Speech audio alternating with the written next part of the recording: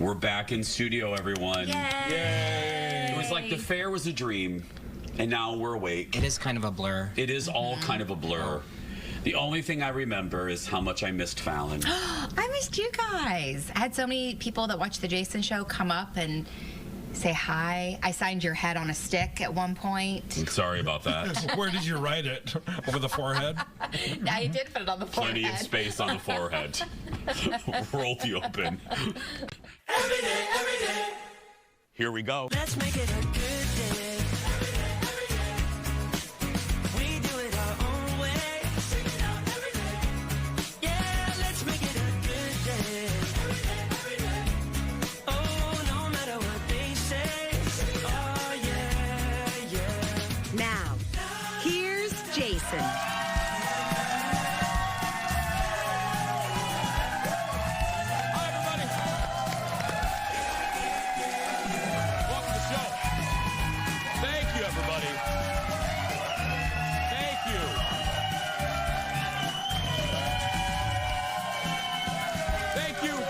Thank you, everybody.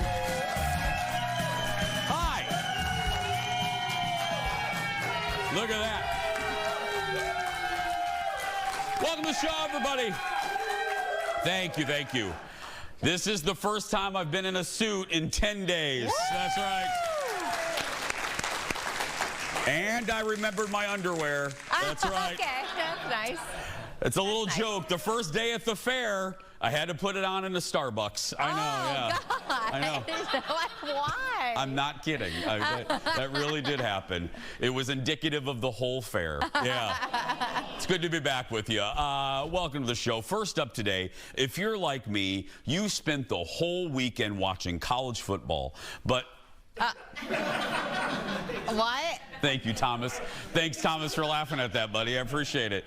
Okay, I didn't really do it, but maybe you did. But one thing did happen in the game that I want you to see, because it's basically a big no-no for any mascot. Look at this. During his run onto the field, the Oregon Duck mascot lost his head.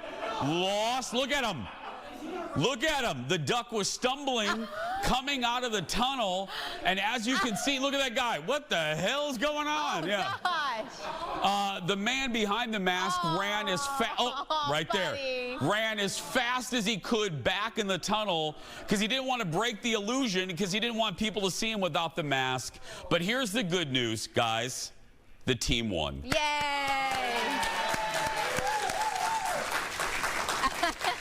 Ladies and gentlemen, I missed her so very much. Give it up for Fallon, everybody.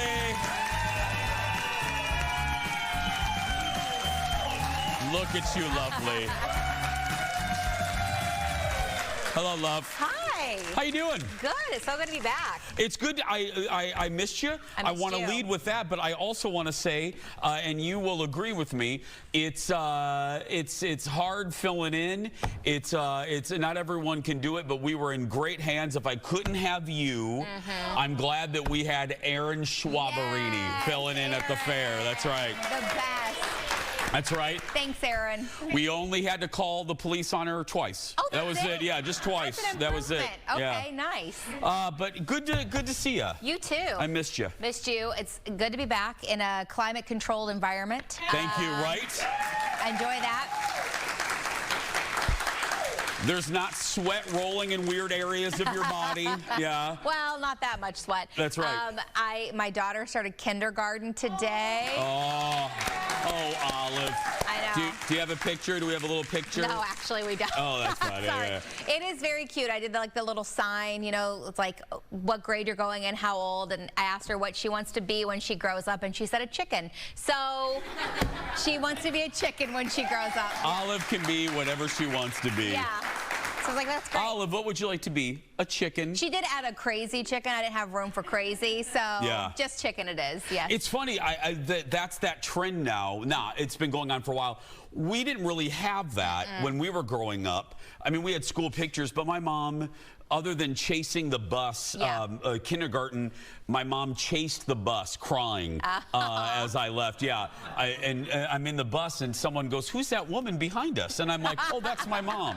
Yeah, it's my mom chasing the bus. That's adorable. We had on my dad's farm, it was like a concrete cow on like our front steps, so I have photos with a concrete cow, and I had the worst bus route of all time. I was the first to be picked up and the last to be dropped off. Oh, that is a bad one. The worst bus route. I had that for junior high, which that bus, my junior, I had a great, when you're a kid that is picked on, all you want is a good bus driver that will protect you, and I had that. Her name was Shirley. Oh, nice. Shirley.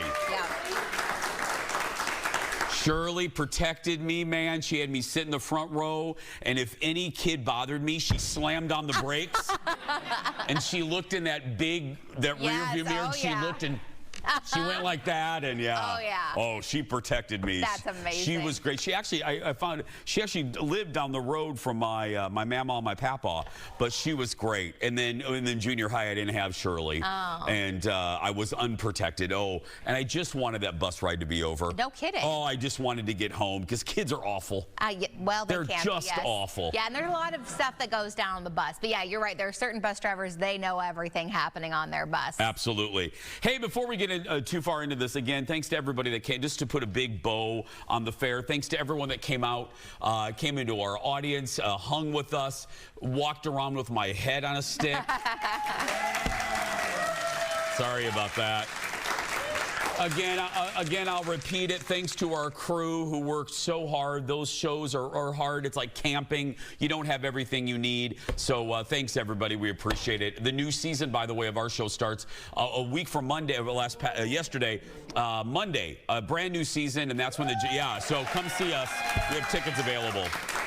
But right now, let's get started. It's time for the hot dish. Roll it, Leo. Let's do this.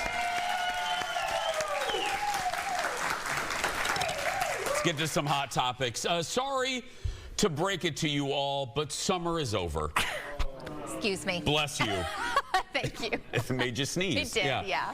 Now look, not officially, but it's over in Hollywood. This is like the clearance sale days. And according to the box office, it was a cruel summer. Despite pretty high expectations, final numbers are out from Memorial Day to Labor Day, and they show movie earnings are about the same as last year. That's about $3.7 billion, but that's about $500 million below what the estimates were before the summer began. Final numbers show, here we go, Lilo and Stitch, the top movie of the summer, earning more than $1 billion worldwide. Yeah. Well, then that movie saved it all. Right, yeah. Next, from Universal, Jurassic World Rebirth was #2. Then How to Train Your Dragon, F1, the movie with Brad Pitt, and then Superman rounded out the top 5 there. I didn't see a single one of those. You didn't see any of them? No, the only one I care to see is the How to Train Your Dragon, but I didn't even see that yet. I saw most of them. Jurassic Park was a disappointment. I reviewed it for you guys. It was like a monster movie. It wasn't even really a Jurassic movie. My favorite out of that whole lot was Superman. Okay. Superman was great. I loved it. I love Superman so much. I already bought it you can buy it already on digital.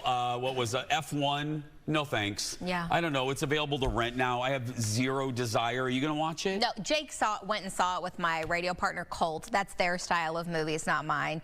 And then I didn't see Lilo and Stitch, but I'm not like a Lilo and Stitch person. Oh. So I wasn't like, oh, I got to see the remake of the movie I don't care about, you know? I get it. So I love Lilo and Stitch, but I haven't seen the live action yet. I got to watch that one. Yeah. It was just an okay, it bums me out. Now, we'll stick with movies because up next, one movie star is turning to TV for his next role. Glen Powell is headed to college in a new sports comedy that's a little mix of, and here's a mix here, Friday Night Lights and Tootsie. Okay. Thank you, audience. I know. Some woman just goes, what? Look at Chad Powers. I'm gonna do a Mrs. Doubtfire, but with football. You here to try out? What's your name? Jahan. And last name? Is it? So you see I got a funny face. Who's 200? That was one hell of a performance. You can take your helmet off. I'm gonna leave it on. Why? You know, in this helmet, I feel strong. Like a strong, powerful male. This isn't just football. This is acting. Chad, why don't you remind the game day viewers where you're from? West Virginia. Stay away from backstory and factoids. And what part of West Virginia? So if you go west in West Virginia, it's the westest of the west of Virginia. Well, so Glen's character creates a new identity to get a second chance at college football glory. It is based on a character that was created by Eli Manning, and the series starts streaming. It's a series, not a movie, on Hulu September 30th. If you're my age, here's what I'm going to put in your mind, and now you're going to watch this and you're going to go, absolutely. I'm not accusing Glen of stealing this, but he is literally doing an imitation of Dustin Hoffman and Tootsie. Yes. It is, if you listen to how Dorothy Michaels, that's Dustin's character in Tootsie. If you watch how Dorothy talks and her head movement, Glen is doing that exact same thing there. And when you watch Tootsie, you will, yeah. That's the first thing I thought of. Is this a limited series where it's like it'll just have 8 episodes and be done? Or I think so. I don't think this is going to go on like I was going to say, how in the world would they keep that up? Yeah. And 2, I can't imagine Glen Powell would do like multiple seasons of a TV show. No. So, okay. Yeah. Cool. I'm going to watch it. Me too. I like Glen Powell. And we need something. There's again, this is like a Hollywood clearance. There's nothing to watch. Not right now. I've gotten to the end of the internet. There's nothing. I mean, I'm reviewing some shows coming up, but I'm done. Well, hello. There are 3 very important episodes left of The Summer I Turned Pretty. I mean, come on. You haven't started it. I haven't started it. I feel like it comes audience, out. I feel like I'm too old to watch that. No, this is what like women on the internet are saying. They're like, why am I like a 40-something-year-old obsessed with this TV show? It's so good. It's so good. And there are 3 episodes left. Do you have to be pretty to watch it? Well, I just happen to be. I'm just kidding. I'm kidding. I am kidding. I set you up for that one. I am kidding. More Dish when we come back. Back in a moment, everybody. I'm going to get canceled for that. I mean, you know, asking for a friend. Also, look, my dress has a ribbon in it. Welcome back, everybody. Welcome back.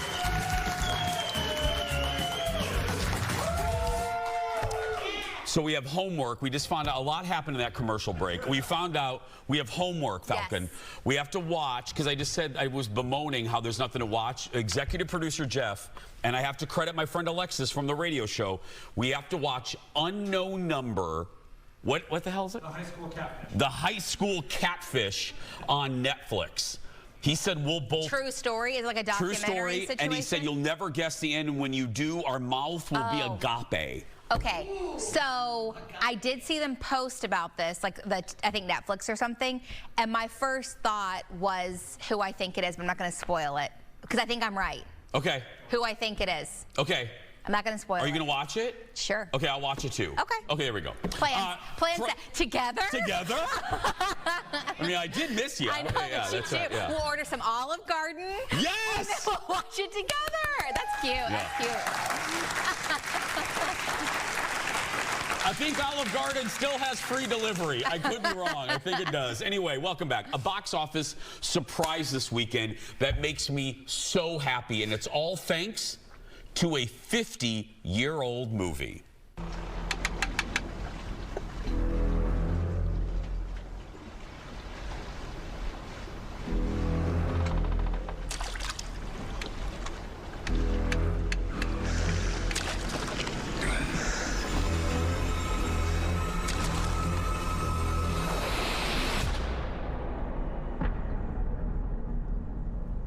You're gonna need a bigger boat.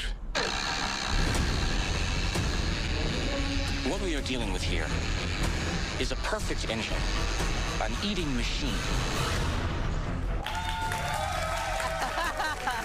Audience, I'm telling you.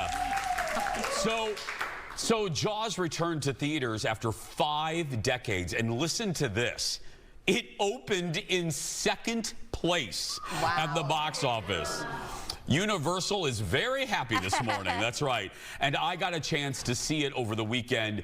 I'm going to lead with this, and that is go see this. I was listening to the audience after they left the theater, and everybody was so excited about seeing it in the theater, seeing and also realizing, this is what Colin said. We got done with the movie.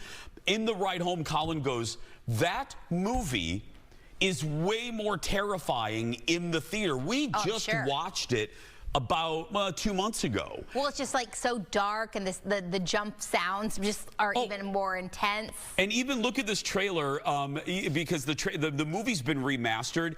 It looks like Spielberg, had it not been for the wardrobe and the cars and the hairstyles, the movie, Universal has done such a good job remastering this. It looks like Spielberg shot this over the weekend. It looks so, it's beautiful. It's, I look, and I'm a movie lover, so I get real excited about this, but I'm begging you, audience, and our theater was full. There was a woman next to me who, she apologized. I go, oh, no, I'm loving you.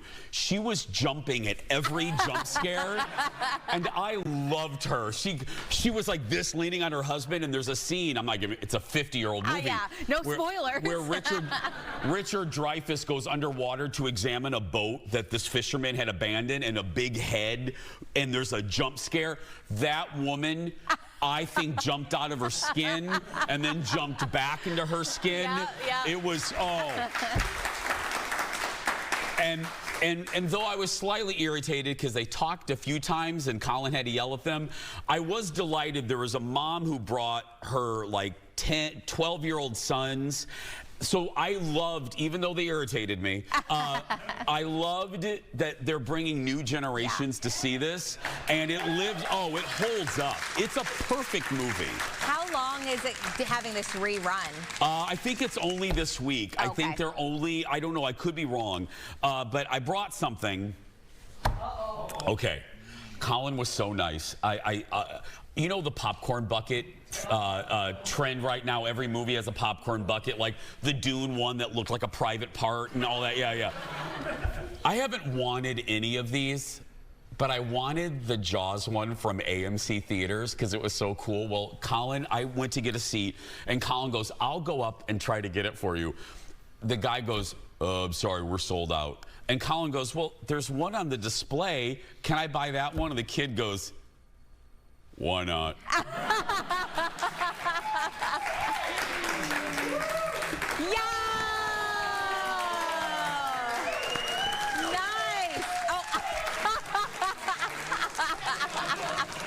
It literally says look, display only.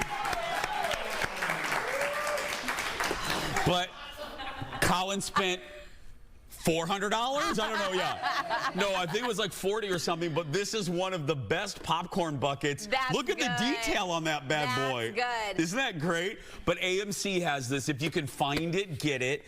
So there, and then Colin bought, because I'm a child, Colin then bought me the 50th anniversary Jaws cup. Oh, nice.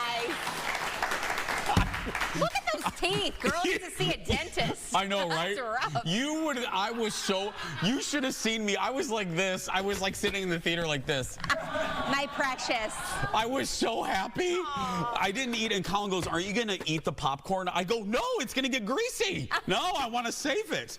But yeah, it's so cool. That is cool. Yeah, but that, you can find that. This is AMC and the cup, both. Different theater companies have different different things, but this one, like I said, is from the good folks at AMC. So yeah, go see it. You will love it. I would love to go see it in theaters. We saw it on IMAX, which is like, that poor woman, again, about had a heart attack. Anyway, moving on, everybody. Next to the dish, Disney's next move from movies and TV shows to amusement parks and more. The Mouse House made some big news over the weekend at the annual D23 event. It's like Comic-Con for us Disney nerds. And this first thing is really exciting, and it's about time. Look at this. Disney announced they're going back to what they started with. They're doing a hand-drawn animated movie. Yeah, it's going to be called, It's going to be called Hexed, and it's about an awkward teen with a type A mom who discovers magical powers. And that movie's going to open in the fall of 2026. And this makes, they haven't really done a hand-drawn movie since The Princess and the Frog. And if you make a good story, kids will watch it. It doesn't matter. The kid doesn't care if a computer made it or a wonderful artist made it. So I'm glad they're going back to their roots on this. That's true. I mean, we'll put on super, super old movies like from when I was a kid, and Olive doesn't care as long as it's, like somewhat entertaining. I was just rewatching Aladdin on my TV, and I really did have a moment of, I was going like this, like I've seen Aladdin 500 times, but I was watching it going like, this anime, it's an art that's so beautiful, and I wish they would do it more, and now they are. Another news coming out of D23, a new documentary is coming to Disney Plus, looking back at the creation of Disneyland. Look at this. What Walt started out to do, for heaven's sakes, was to do something as radically different from Coney Island as he could dream up. Pressures were tremendous on everybody. We all lived down there, and we worked from early morning to late at night. Most people in Hollywood thought Disneyland would be a Hollywood spectacular, a spectacular failure. So Roy Disney said, "What do you mean, most people in Hollywood?" He says, "That's what I thought." It was just like a great big panic. It was a miracle that it ever went on, and just as it was a miracle that Disneyland ever got open.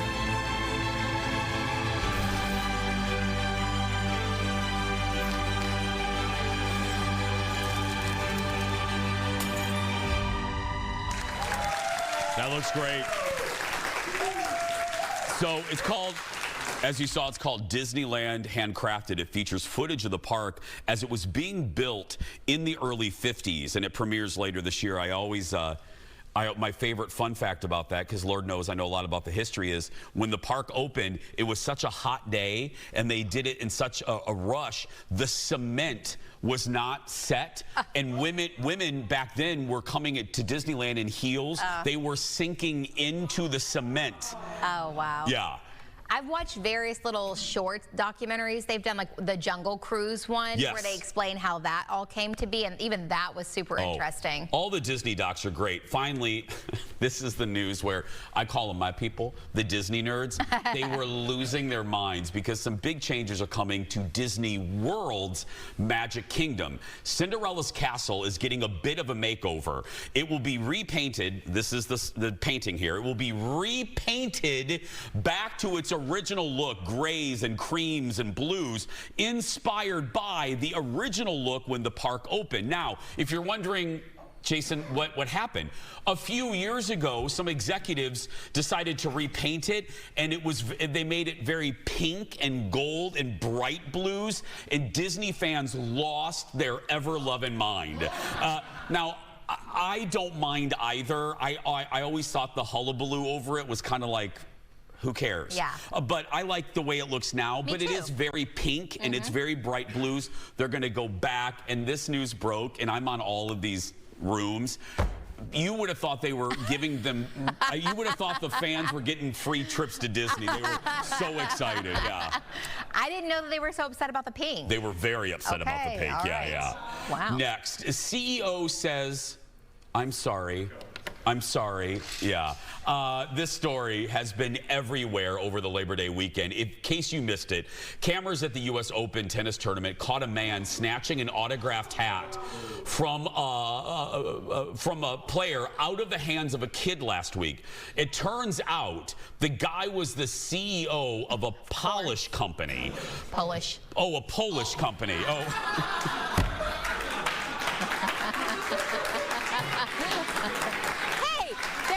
CEO of like a nail polish company? Why not? Why not? Just a little different.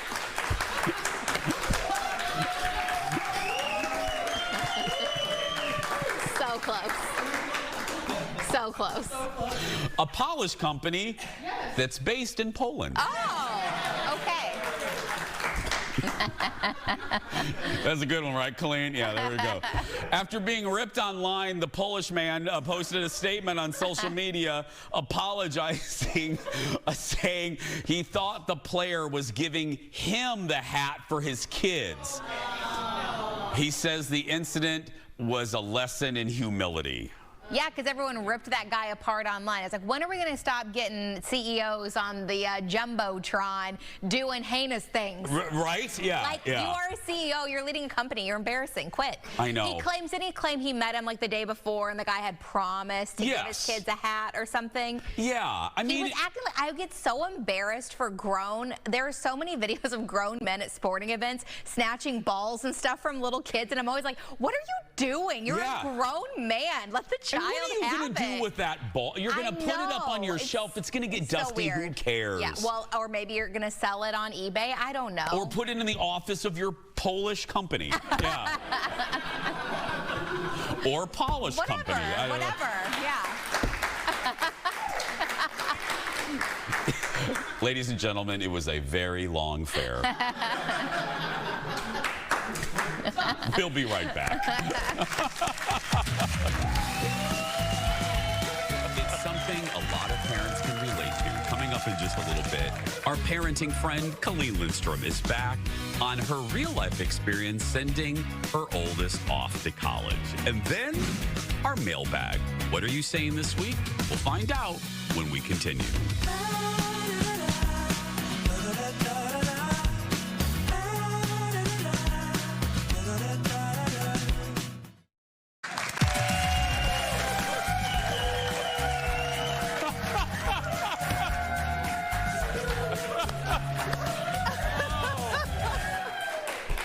I'm telling you right here, ladies and gentlemen, this episode's going to get us an Emmy.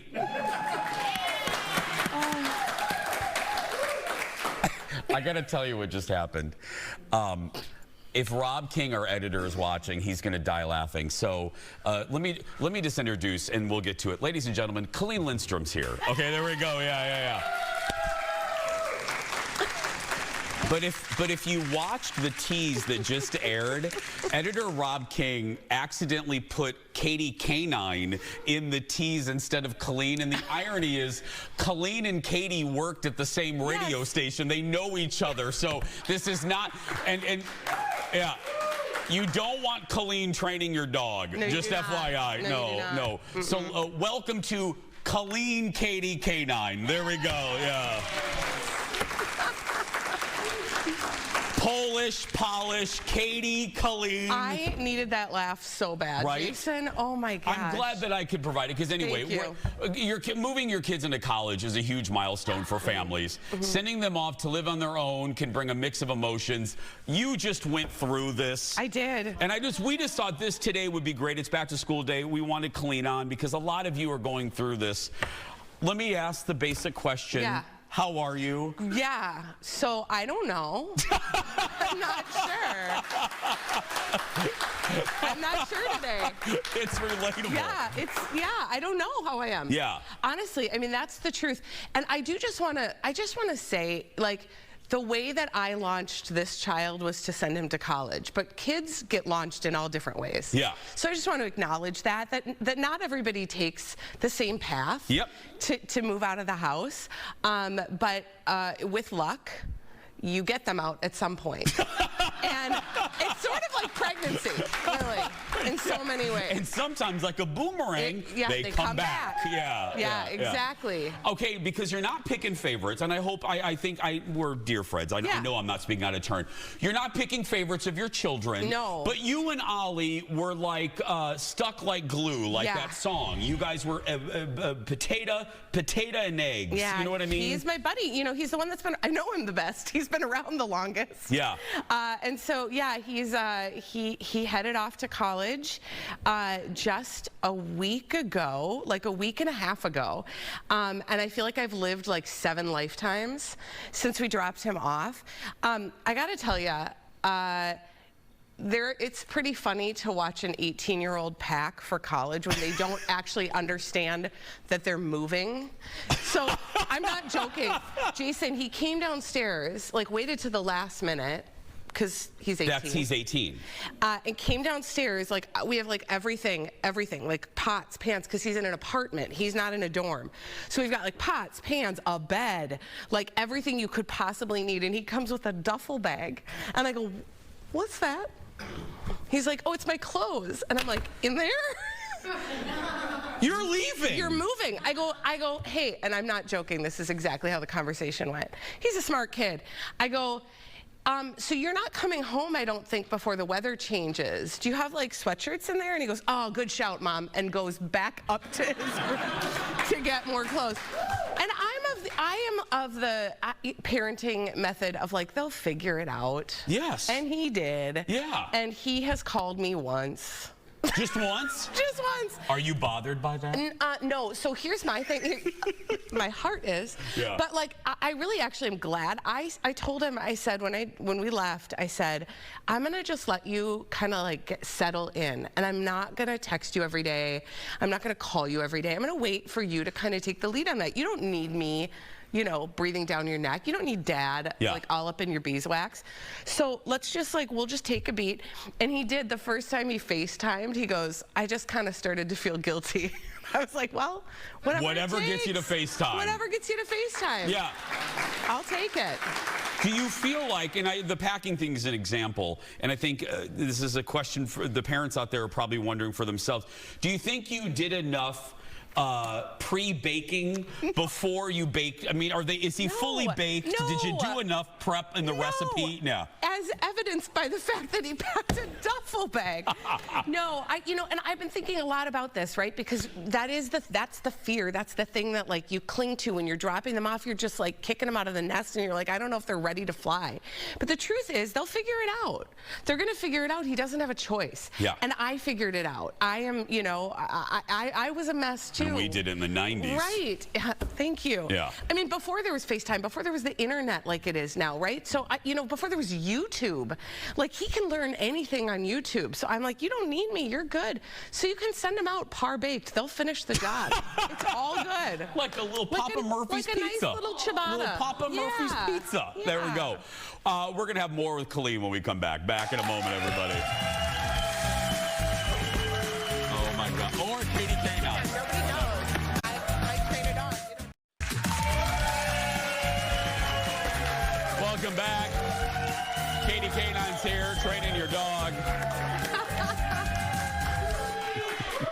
Or Colleen Lindstrom. That's right. Talking about your kids leaving home. Okay. I always imagine the parents watching right now going through what you're going through. And I saw something on the card that I think is going to help people. What if they're trying to act like the parents are acting like they do in a movie theater in a sad scene and they don't want to cry in front of the whole theater? What do you say to parents that are holding back tears because you don't want to upset the kid? Yeah, I've had actually a lot of friends say to me like, yeah, just hold the tears in and then like you'll be able to cry after. And that's, first of all, that's just not who I am. Like I am a very easy cry. Like the tears come fast, furious, and very easy. And I think it's actually important for them to see you have emotions about this because it is a huge event. This is not small. And so I'm a big believer in cry, but don't only cry, right? Like because you can go overboard. You don't want to just be sobbing all the time. And the truth is this is super exciting. Yeah. And so we had a lot of talks about like how you can hold all kinds of emotions at the same time. You can be sad that our family has changed. Like everything, we had to like reseat our dinner table because we have 5 people in the family and we've got a 6-seater and the twins were on one side and then suddenly Ollie's gone and so that side's empty and it's like the Last Supper. So we had to like re-maneuver everything, right? So like the whole energy is different in our house. So, you can talk about that. Like this is going to be hard because we're going to miss each other and we're not going to see each other every day and talk about your day and you're going to live a whole life that I don't know anything about. And I'm also so excited for that. Like, this is so cool. You get to be who you are. You get to develop who you're going to become as an adult. You're going to have to make your own food. Oh my gosh, I'm never eating over at your house. Yeah, never. Never. Ever. But we did a good Costco run. But I am a big believer in like cry and laugh and do it all at the same time, because sometimes I think we get so stuck in this idea that if you're sad, you can't be happy, or if you're worried, you can't be excited. You can have all of those emotions and they're all okay.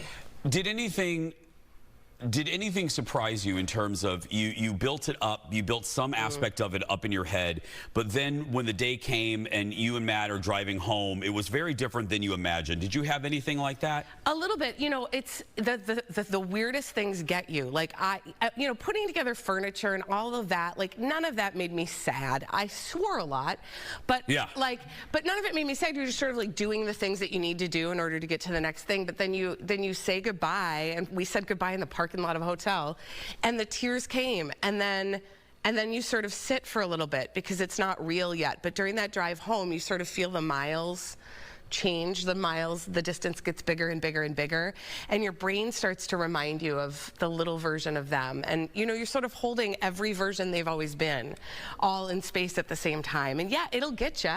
Do you also, is there a, for your marriage, is there also a part of like, is there an excitement for you, because you're kind of like, your whole life has been about these kids, and now soon the other two are going to be gone, and then it's just you and Matt Lindstrom. Yeah. You know what I mean? And a lot of trips to Disney World. Right, exactly, right? But yeah. Are you already kind of thinking about that? A little bit. And at the same time, like my biggest thing is to just be present, like be where your feet are. Like right now, be present in where we are right now, not borrow. Because how many more years for the twins? Well, they're sophomores right now. Okay, so we got a little bit of time. We got a little bit of time. Yeah. And, you know, but that dynamic changes. So watching how they relate without their sibling there, that's the other thing. Everybody's feeling emotions. Yes. And they're all coming out in different ways. And so just paying attention to that and seeing how the dynamics shift. We have 30 seconds. What do you say? That's the siblings. Yeah. Are you having any conversations with them? Any advice on that? No. The leftovers? No, I don't actually care that much. No, I'm just kidding. That's not true. No, but I will point out things when I see them. Oh, it seems like, you know, you're a little bit agitated. Do you think maybe you missed your brother? And if they think about it, but they have their own like family. They have like their own sibling chat that we have nothing to do with. It's like a special language. And they're like, and they're so used to being connected in that way. Yeah. So. Give it up for Katie K9, everybody. Give it up for Colleen. Follow Colleen on social media or head to her website, thebronzemedallife.com. And if you missed any of this, you can find it on our socials a little bit later. We'll be right back. Back in a moment, everybody. How are the twins doing? They're like... Welcome back, everybody. We're so glad you're here. Don't forget the new season starts on Monday. We want to see you in studio, eventbrite.com. Well, we haven't done this in a while. Each week we take time to read your comments and answer your questions. Leo, open up the mailbag. Here we go, everybody. You got mail. First up, from our guests to all the food we tried, there was a very big reaction to our live shows at the Minnesota State Fair last week. Let's start with Mike. Hi, Mike. Watching the show the last few days has caused me to gain 7 pounds. Yeah, that's right. Mike, imagine being there. Yeah. That's right. Yeah. I'm grateful my suit is fitting today. Yeah. Jackie was at the show for both hours last Monday. She sent us, oh, Lord have mercy. She sent us this photo of her Jason on a stick fan.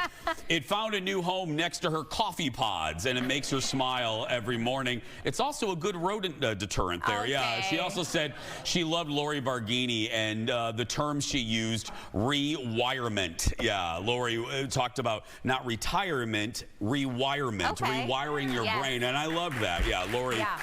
Lori filled in one of the second hour, so it was great. That's awesome. The fact that, you know what, I don't know about you, I actually didn't eat other than what the food was that was brought to me at the show, I got to Saturday and I realized I didn't eat anything. Like I never stopped. Once the shows were done, I looked like a Warner Brothers cartoon character. I was out of there. I finally got it one caramel sundae on Saturday, and that was it. I ate, like, I had to get there early before my show for technical reasons, so I would get like one item each day on the way to the booth. That's nice. Yes, so I got all of my classic staples in. Yeah. One of my biggest complaints at the fair is people who stop right in the middle of walkways. And this is applicable everywhere. Disney World, the grocery store, they stop right in the middle of the walkway to have a family meeting. Brandy agrees and has a list of rules. I want to give out demerits, she wrote. Don't buy your kid a trumpet until the way out. Keep your... It's true. It's true, though. Next one, keep your group size manageable. Yes. Know where your wagon is. Yeah. I lost a shoe because of that. Someone's stroller hit me from the back and ripped my shoe off. Oh my God. Another rule from Brandy, look both ways in newer bathrooms. Okay. And after waiting in line, know your order and have your payment ready. Yes. That's true. If you are standing in line for an hour and then you get up there and don't know what you want, you should be arrested. Yeah. Also a comment from YouTube. Jason, thank you, Jason. I implemented the family meeting comment when I was at Disneyland yesterday. Yes, Colin and I call them armadas. When they all walk in a horizontal line and they block the whole, I go like this, Armada! Yeah. Next, it is the most sought-after food at the Minnesota State Fair, with lines lasting, could be 2-3 hours long. The whole staff jumped in the golf cart for a fast food field trip, and we headed to Peachy's Amish Donuts. And here are a few comments about those donuts. Dan writes to us, the donuts are good, but they aren't worth an hour-long wait. I got them Friday night close to 9 o'clock, and it was a 5-minute wait, which they are totally worth that wait. On the other hand, Cheryl writes to us, we waited in the donut line for an hour, and it was worth that wait. Yeah. Also, Colin is someone, my better half isn't someone who likes the Peachy Donuts. Linda thinks maybe they were too sweet for him. We still love Colin, though. Yeah, so, yeah, I still do. I love him. I love him. I wouldn't wait. You and I said this. I wouldn't wait an hour for him. I can't think of a single thing I'd wait an hour for, other than like maybe some Taylor Swift concert tickets. But food is not going to happen. Yeah, I'm with you. That's probably why I didn't eat anything. I didn't want to wait in line. I'm like, no. Finally, it's one of my favorite shows that really hit its stride this summer. I'm talking about The Gilded Age. Delinda, hi Delinda, sent us this message. Jason, you convinced me to finally get HBO Max just to watch The Gilded Age, and I love it. I live for the dynamics between Christine Baranski and Cynthia Nixon. They have the best lines. Yeah, they do, believe me. They do. It's from the creator of Downton Abbey, so. And this third season is where it really picked up. It's so good. Just watch some wrap-up videos on YouTube. You don't have to watch 1 and 2. A lot of content creators do little wrap-up. You can. If she's paying for HBO at this point, she might as well. And there's nothing else to watch. There we go. Keep your emails coming. So follow us at Jason Show TV. We'll be right back. Back in a moment. Keep your shark head on the desk. What?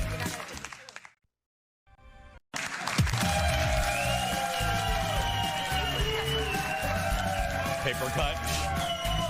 Welcome back. Executive producer Jeff just thought of another thing that people do that annoy us. When they get to the bottom of an escalator and they stop. Move! We're coming behind you! Terrifying. Yeah.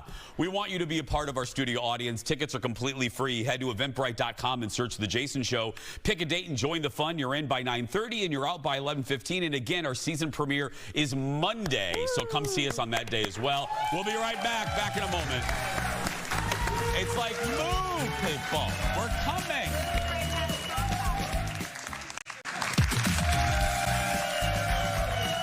Welcome back, everybody.